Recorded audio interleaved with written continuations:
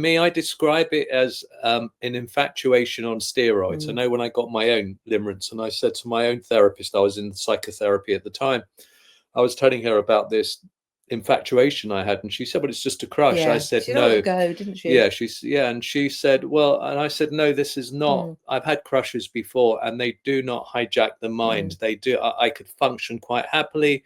There would be an attraction towards another woman for me, but that it would be manageable. Limerence was unmanageable. It was like a mind virus where my brain had been hijacked, and I had no control over this desire to seek out this other woman and have interactions and contact with her to get some form of validation, some form of acknowledgement, reciprocation, validation, whatever it was, to feed my wounded ego. And so I think it's the intensity, that the main difference between just attraction or infatuation and limerence, for me, is the intensity. I think one of the problems also is that the terms, I think the term's been hijacked, and it often is used to describe the early romantic phase of a relationship. And I've read Tenoff's book a couple of times, and I'm not sure what she actually meant herself. Did she mean that limerence is a normal and natural part of that honeymoon phase of a relationship, or did she mean more what I had and many of the people that I work with have, which is a complete mind virus, an infatuation on steroids? So I think that's how and there are 4 or 5 main clusters of symptoms where we are rehearsing and planning what we're going to say, what we're going to wear, how we're going to interact with a limerent object. Then we are constantly ruminating about every word, every bit of body language they said. We're sort of trying to manage all that. We're hyper vigilant around them, like a rabbit in the headlights.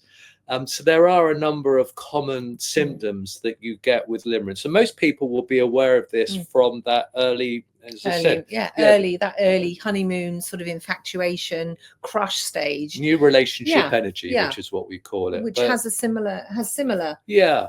But in that situation, a normal crush will not go into that absolute obsessive, completely one directional sort of phase. A normal crush will go through its own phase, but you come out of it at the end of it. Whereas with limerence, it's like a circle. It's just you can't seem to get off of that circle. And I think that's can be quite damaging if you're already in a partnership. And the other thing I would just want to add is that a lot of the couples we work with, there's an affair. There has been an affair, or there's an active affair going on. And for some reason, there's so much shame that people feel when they have limerence. They find it really hard to acknowledge that they are in limerence with their affair partner. But I would say the majority of people that we work with, there is an element of limerence with the person who is having the affair. And often when I'm working with them longer term, I had a client just last week who I've been working with for a couple of years, who's now, and he did some crazy stuff when he brought his affair partner a house, because of the mania that limerence creates. And he said, I would never have done that if I was thinking straight. So it distorts our thinking. Our reality becomes completely warped with limerence. And people often say, I can now see that I had limerence. And when I'm working with them initially, they find it hard to accept or acknowledge that this is a mind virus, that they're not I think it's a form of psychosis almost, where we do stop thinking rationally. And for sure, some of the thoughts I had about wanting harm to come to Ruth, because then I could be free and liberated and then pursue my limerent object. It was just crazy. And yet at the time, just made complete sense.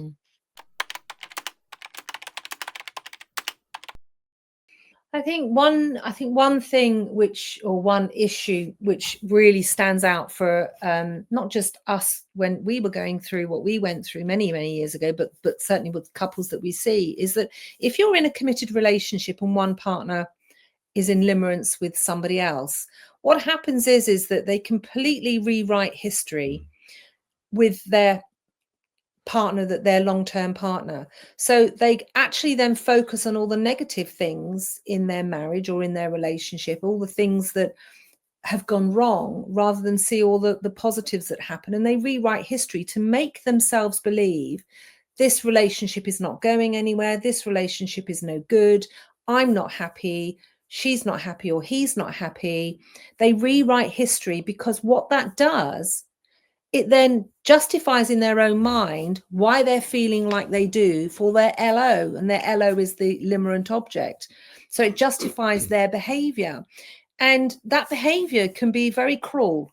It can, to their partner, it can be stonewalling, completely ignoring, shutting down, just actually very absent, emotionally and physically, very, very absent. And of course, with limerence, sometimes it can catch people by surprise, and it will just happen so quickly that it happens overnight almost. So for the partner who's been with that person for many years, often they absolutely have no idea what's going on, and they're shut out, very much shut out. So I think that is quite damaging to any long-term relationship when a partner has limerence. And there's a lot of gaslighting. Yeah. So the person that has limerence, they will often deny that there's anything going on, or if it's a friendship, they'll say, "Oh, she's only this or that." He or she, she is just she. a friend. There's nothing more to this," when often there is. And there's a great book by a woman called Shirley Glass called, I think it's called More Than Friends. And the whole book is around that. No, this is not. This is something that where the person's pursuing and going down that slippery slope of having a full-blown affair. So that level of gaslighting and denial to the person, the partner, who knows that something's going on, but they deny it. Simple answer to that. 100%. 100%. Every single client, I've yet to work with the client that with time, and often a lot of people come in when they're working with us and think that their childhood was okay, or it was good, or there was no problems. And gradually with time, as we start dismantling what we call that parental rescue fantasy, they start realizing that there might not have been overt emotional or physical abuse or something like that, or sexual abuse, or often there is. But often it's just a case of what we call emotional benign neglect. It's just where parents are absent, where the child doesn't get enough affirmation and love and validation. Mothering. And it's generally mothering. This is all about the mother wound, and it's generally always around not getting good enough mothering. We only need good enough, just enough to make sure that you can survive and get through childhood without too many knocks and bruises emotionally. When you don't get that, you're leaving this almost this open internal wound that the child then grows up with, that the child then becomes an adult, is constantly looking to fill that open wound with love, with motherly love. And so this is where often limerence can come into it, and certainly with men and women who are the LO. And the opposite can be said for a woman, again, with a man, is often the fathers and also the mothers as well, isn't it? It's not necessarily the masculine with a woman. I think there's such a lack of research on this, but it's not just mothers, it's absent fathers as well. And certainly in modern, a combination of both. It's a combination. And girls, females need that masculine energy, that father figure. And again, many of the women that I've worked with limerence had very fractured relationships with their fathers. Their fathers sometimes left when they were born or shortly afterwards, or there was divorce at an early age.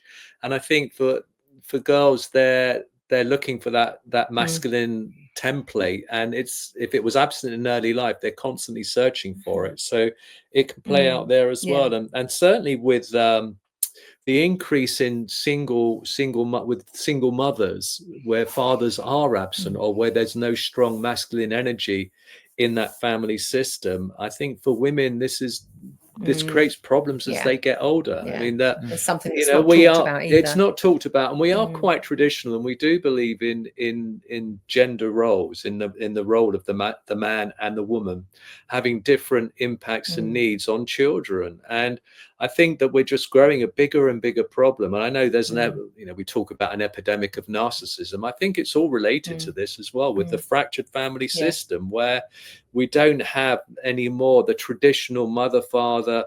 And it's often said you need a village to raise a child. And I think that's true. The nuclear family, I don't think, does a good job of raising children. Now, that's a whole theme that we could talk about for hours, is just parenting and childhood, and how we're so ill-equipped to be parents. And I hold my hands up. I was poorly equipped, and I've damaged and traumatized our two daughters in some way as well. So I wish I'd done my work a lot earlier, before I had children. And I think if there's one message for this podcast, that would be, go and sort out your own emotional baggage before you have children, and project all that trauma onto your own children, and break that transmission, that transgenerational trauma. So it's not just childhood trauma from our own parents. We carry the trauma of, in therapy we say, 7 generations of unresolved trauma. And we all have an opportunity to break that chain if we go and do our own deeper work.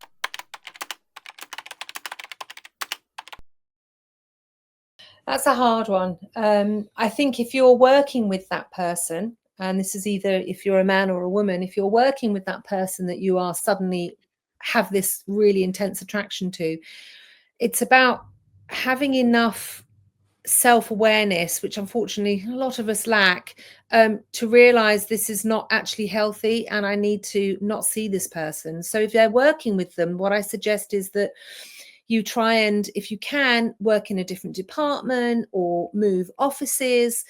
We've had people where we've suggested, look, you've got to change your job. You have to change your job. You've got to move out of the area, or if we've had couples where they've been really infatuated with another parent at school. So they see that parent quite regularly dropping off or picking up at school. And we've said, look, you've got to move your children out to a new school. You can't.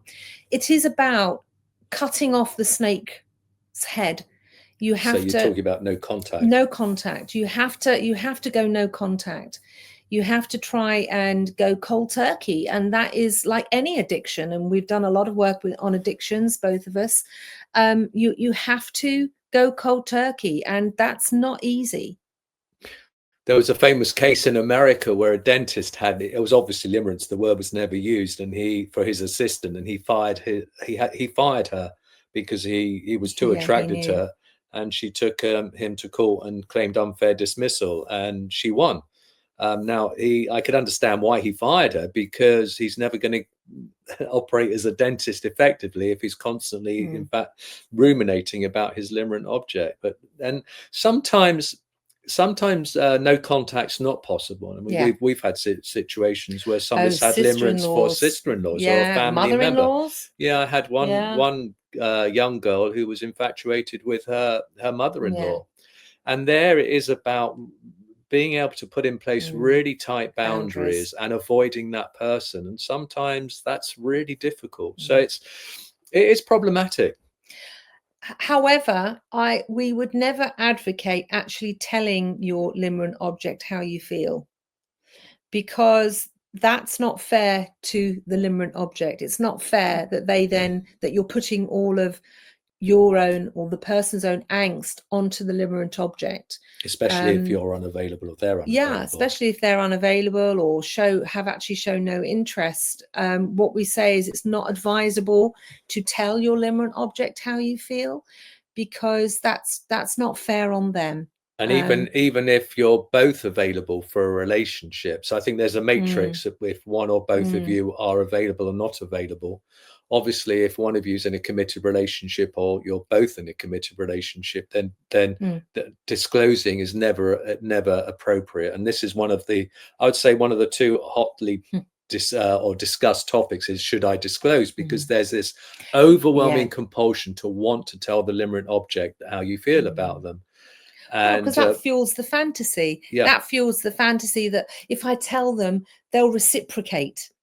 And they'll say, oh, yes, that's how I feel about you. Let's run off into the sunset and play happy families in La La Land. And of course, that's generally never happens. Well, longer term, it never happens. And clients I've worked with where I've advised them, do not disclose, and they have, it never ends well, because invariably there might be some mutual attraction, and it just ends down that slippery road of a full-blown affair. And people go into affairs thinking, oh, my partner will happily divorce, they'll understand, especially if there's children involved. It is the nuclear option, and people don't really sit down and really think through the impact and devastation divorce causes on a family system. So the only time, well, even if both people are available for a relationship, you still don't want to disclose that you're totally obsessed and infatuated, because that That's sounds a quite bit, stalkerish. yeah, it's a bit I mean, creepy. you know, and that is that is, I guess, going to one really long one end of limerence, is that it can turn into something very dangerous, like, and being quite stalkerish. Yeah.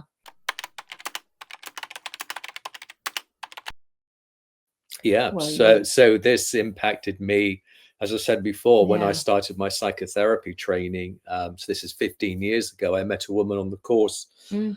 and It was the second time you'd it met was her? the second time I met Yeah. her, spoken to Yeah. her no more than 20 minutes. That was it. And as I said before, I was just totally obsessed, and I knew nothing about her at all. Mm. It was all, it's what we call projection. So we project onto the other Mm. person all the fantasies and desires of things that I felt Ruth wasn't giving me and wasn't providing in our But relationship. also, my dad had just died. So Yeah.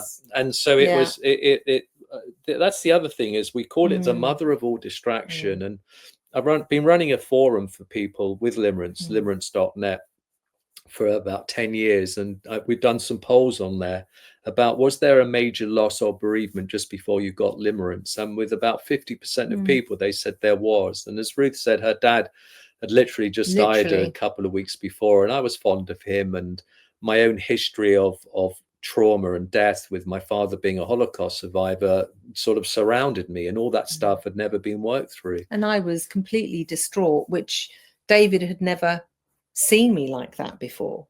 You know, I was just completely, like, broken open, and I don't think David knew how to handle me, let alone his own emotions. And so it was the mother of all distractions, that he went off into this la la land and took himself away emotionally from what was going on in the home.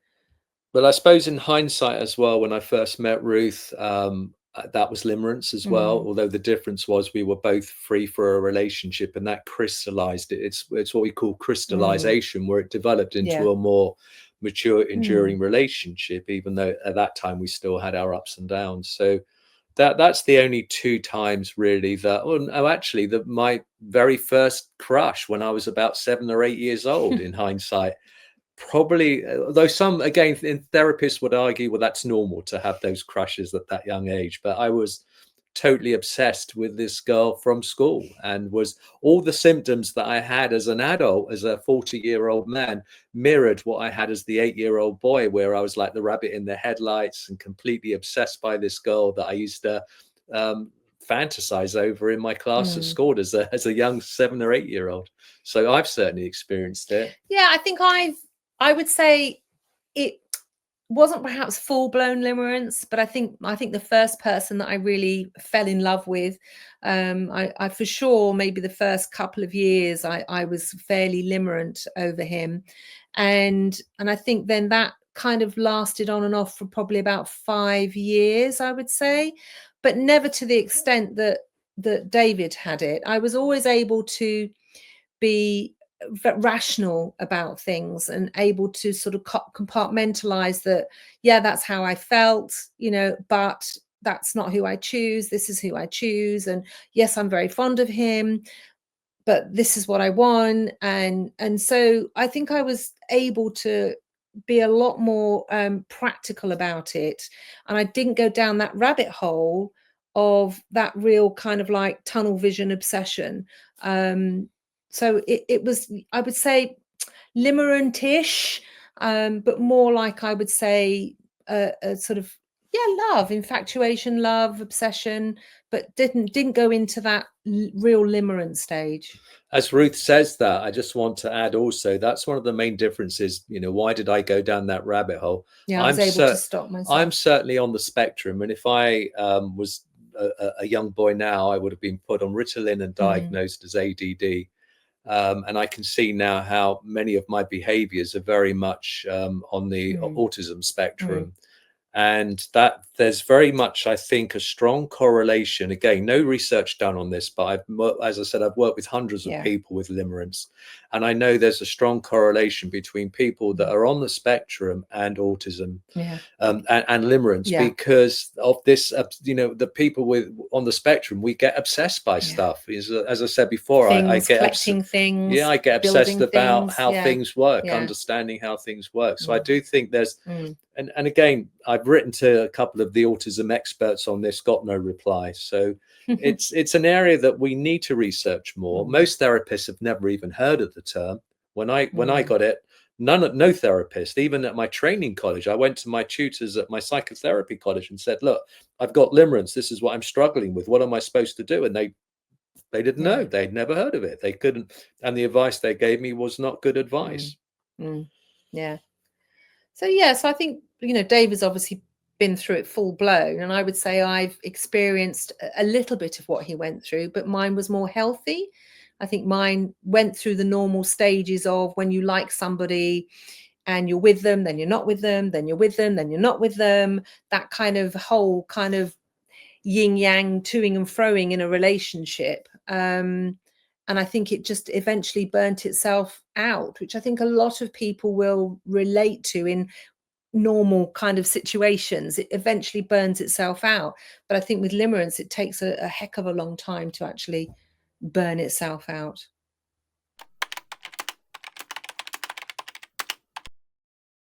This is something we have this discussion with our youngest daughter all the time around the dating scene and how difficult it is, and that there's so many more females that want a relationship and the guys are just not interested, because for men, they can get sex really anywhere. They don't have to be in a committed relationship, because they can get that hit of whatever they need by sort of transactional relationships, transactional sex. They don't have to be in a committed relationship.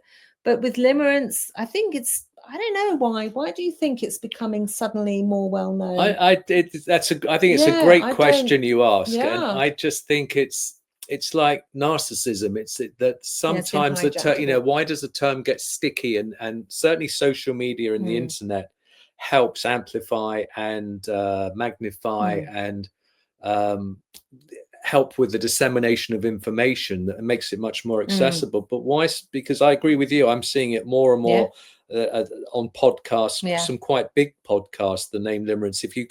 When I first got limerence, if you Googled limerence, you might get a couple of hundred hits. Now you're going to get hundreds of thousands of hits of articles and stuff like that.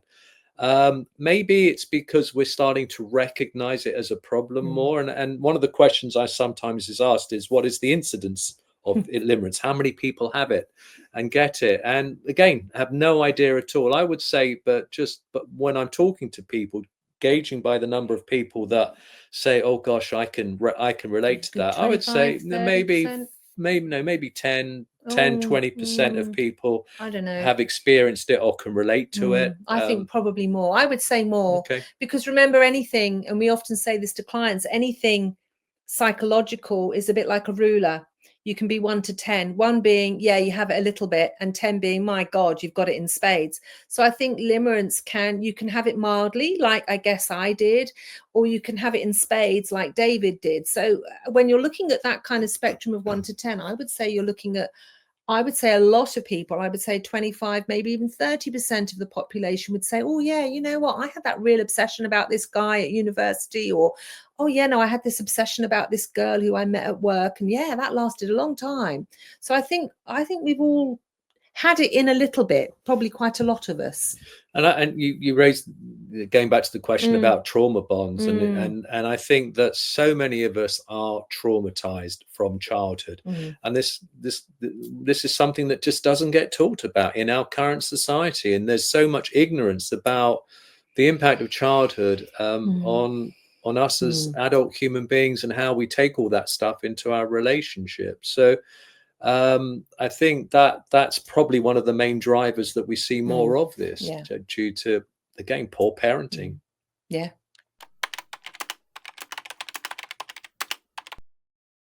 That's simple for me. I would say whatever you do is learn about yourself. Yeah. work out what makes you tick, become more self-aware. Don't just take for granted that you do something, oh, just because I do. Be curious about why you do things, you know, why you like this. And I think human behavior is such that it's complicated. And I think the more that you can understand about your own behavior, the better position you are to then choose the right partner. Yeah. Make the right choices in life, whether it's with a partner, whether it's with a job, whatever it might be. The more you know yourself, the better able you are to make informed choices. So that's what I would say is know thyself before you make your decisions. Mine's linked to what Ruth says, and that would be take responsibility, stop blaming, stop playing the victim. We live in a culture of victimhood where people don't take responsibility for themselves. And it's only through self-awareness that we can stop blaming. And I said before that when I got limerence, I projected It's all my fault. All Ruth's fault, and all the things that she didn't do this, she didn't love me enough, she didn't give me enough sex, she didn't blah, blah, blah. Actually, when having done a lot of work on myself, realized that so much of that was my own stuff, my own baggage, my own issues, my own relationship with all those things, that it was much easier to blame her than to have to take responsibility and look at myself. And this is one of our biggest challenges with couples, is when they come in and they just want to blame and counter blame each other, their partner, it's his fault. No, it's her fault. Not stop and look at, well, actually, how do I contribute? What do I bring into this relationship that I'm not taking responsibility for? And the only way we do that, as Ruth says, is knowing ourselves. And we live in a culture again where everybody wants a quick fix, wants a pill, a tablet, doesn't want to do the harder work. And there's no doubt about it. One of the best ways to know ourselves is in therapy, with psychotherapy. And it's expensive, it's slow, and it's painful. Why would anybody want to do that voluntarily? You've got to be mad to do it. Well, and yet some of us do. Well, it's the only way that you can truly know thyself, because reading self-help books it goes some way, but you need a guide. You often need a guide who's been there first, who's done the work, who's learned about themselves, that can guide a person to also understand and learn about themselves as well. So yeah, that's what I would say. Yeah.